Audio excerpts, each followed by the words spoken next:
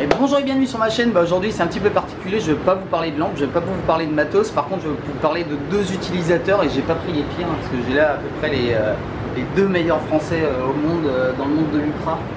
Vrai ou pas faux? Okay. À moitié pas vrai, à moitié pas faux. Donc ils m'ont fait le plaisir de m'accorder un petit instant parce que j'ai envie de leur poser quelques petites questions. Déjà bonjour, merci d'être là. Bonjour Top. Bienvenue à la Réunion, c'est pas la première fois que vous venez. C'est pas votre premier grand raid. Est-ce que là vous êtes prêts à y aller? Vous êtes comment? Motivé en tout cas. Motivé, bon ça c'est déjà pas mal. Ouais. Voilà, et on va essayer de se faire plaisir et profiter un maximum de cette magnifique aventure. J'espère bien. Alors maintenant, deux, trois petites questions. Déjà j'aimerais savoir, est-ce que vous voyez régulièrement, à part sur les courses, est-ce que vous arrivez à vous entraîner toute votre équipe ensemble avec des sessions d'entraînement ou vous voyez que sur les grands événements? De temps en temps, on se retrouve dans l'année pour faire une semaine à la montagne. Voilà, ouais. Et là c'est sympa, on s'entraîne pas mal d'heures ensemble, des journées entières même. D'accord. Ouais, l'année dernière, ça fait toute une reco autour de la vallée d'Aoste, du temps déjà ensemble, on est resté un peu plus ensemble. Et cet hiver, on a passé une semaine aussi entre ski de fond, trail dans la neige, ski de rando. Voilà. Puis après, quand on vient sur les événements aussi, on prend du temps quand même, en général une dizaine de jours avant. D'accord, c'est l'occasion de faire un peu aussi. Ouais. D'accord, on s'entraîne pas mal ensemble. Ouais. Est-ce que durant cette année, est-ce que vous avez une petite anecdote à nous raconter sur justement parce que vous vivez des trucs, on vous voit, vous pouvez les suivre sur Facebook d'ailleurs. Vous allez voir, vous allez en prendre plein les yeux parce que voilà, c'est à chaque fois des paysages magnifiques, ils courent, ils sont partout dans le monde. Et voilà, est-ce qu'il y a eu un petit événement dont vous vous rappelez cette année justement sur un de vos raids?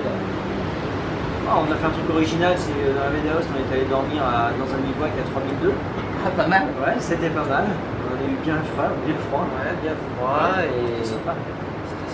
Oui, il y a plein d'anecdotes. Après, des fois, Antoine il me fait faire des bêtises. Je voulais arrêter le temps des gens, c'est lui qui m'a dit de repartir. Lui voulait arrêter l'année dernière, je lui ai dit de repartir. Donc vous arrivez à vous motiver tous ensemble et à tirer les uns les autres. Voilà, et puis à la fin, en fait, quand on franchit une ligne d'arrivée, on est très content. Même si on souffre, même si les gens ils croient qu'on souffre pas, on souffre quand même. Si, j'imagine bien. C'est pas toujours simple, non. Le Grand Raid, vous le connaissez, est-ce que c'est la plus difficile? Est-ce que c'est la plus technique? Qu'est-ce que cette course a de particulier? Non, je dirais pas que c'est la plus difficile, parce que je pense quand même quand on fait le Tour de Géant, on va plus loin quand même pendant la fatigue.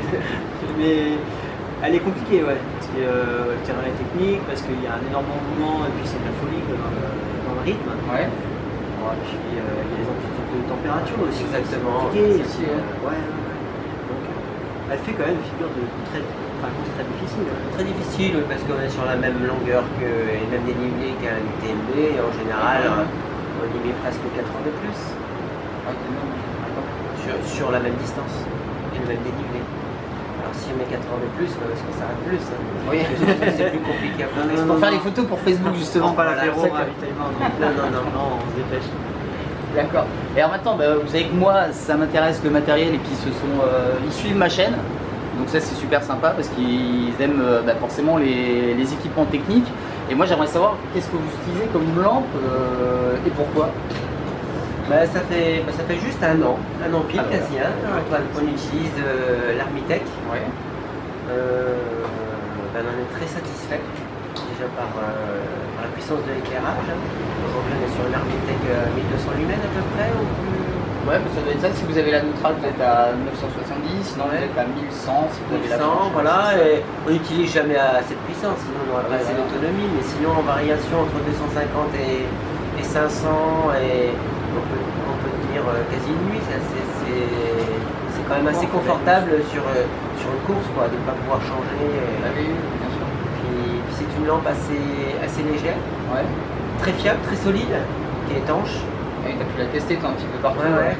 C'est quand même assez agréable. Antoine n'a toujours pas testé, il fait de l'apnée, il faudrait qu'il la teste. Ah bah oui, il faut la tester, en fait. Ça serait pas mal, ouais.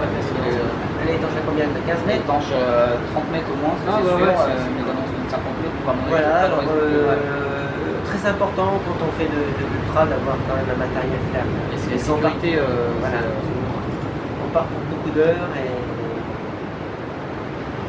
C'est quoi le gros changement par rapport aux lampes que vous aviez avant? Ça évolue super vite, je sais, mais le rapport puissance et autonomie est vraiment supérieur. D'accord. Et puis alors on peut changer très facilement la pile sans enlever la lampe. Ouais, la batterie. Sans enlever la lampe, c'est la même. Voilà. C'est vraiment bien. C'est une batterie quoi. On Pas n'a lourd. pas 3, 4 à mettre dedans, c'est une. On ne cherche pas le sens à comment la mettre. C'est tout simple. Ouais, assez simple. Et puis bon, dans une partie technique comme le Grand Raid par exemple, en descente, si vraiment on veut envoyer à un moment un coup de flash et On va tout. formidable. C'est presque 40 jours. Parfait. Et dernière petite question, est-ce que vous avez des conseils pour les gens qui sont en train de se préparer, qui sont prêts à partir, ils ont quasiment juste les lacets à faire? Est-ce qu'il faut s'entraîner beaucoup avant? Est-ce qu'il faut avoir une période de repos? Est-ce que ça dépend? C'est quoi votre secret à vous? Lui, je sais qu'il tient pas en place, qu'il court tout le temps. On n'arrive pas. C'est peut-être un peu différent dans la mesure où on s'arrête très peu, parce qu'on court depuis tellement longtemps et beaucoup. Ouais. Jusqu'à encore 2-3 jours du départ, on continue de courir. Et puis c'est notre corps qui réclame. Hein, Je dirais que Drogué, ça y est. il faut quand même faire l'entraînement C'est exactement longtemps en amont. D'accord. Ouais, Faut pas essayer de rattraper, en tout cas pas essayer de rattraper le retard. Non. Ça ce serait une erreur. Si on se sent trop léger et puis on dit allez les derniers 15 jours je force, non, ce serait pas bien. Il vaut mieux avoir un peu de fraîcheur que tu aies de la fatigue. D'accord. Et surtout aussi, bien sûr, avoir testé vraiment son matériel avant. Être sûr de avec quoi on part, ne pas être dans le doute, comme exactement en parlant de la lampe. Ouais. Là, je vais prendre quelle lampe et tout. Voilà, quoi, il faut déjà que tout soit clair. Vraiment prêt. Le t-shirt, le short, qu'est-ce que ça comprend. Faut vraiment que tout soit clair. D'accord. C'est parfait. Bah écoutez, je vous remercie en tout cas de m'avoir accordé ce petit temps et puis je vous souhaite de prendre un max de plaisir sur cette course, d'en prendre plein les yeux, de nous en mettre plein les yeux aussi et puis on va bien sûr vous suivre par le biais du Grand Raid, par le biais de vos adresses Facebook que je rajouterai juste sous la vidéo. Voilà. Et continuez à me suivre parce qu'il y aura des nouveautés forcément. C'est bon. Et puis on continuera à vous suivre.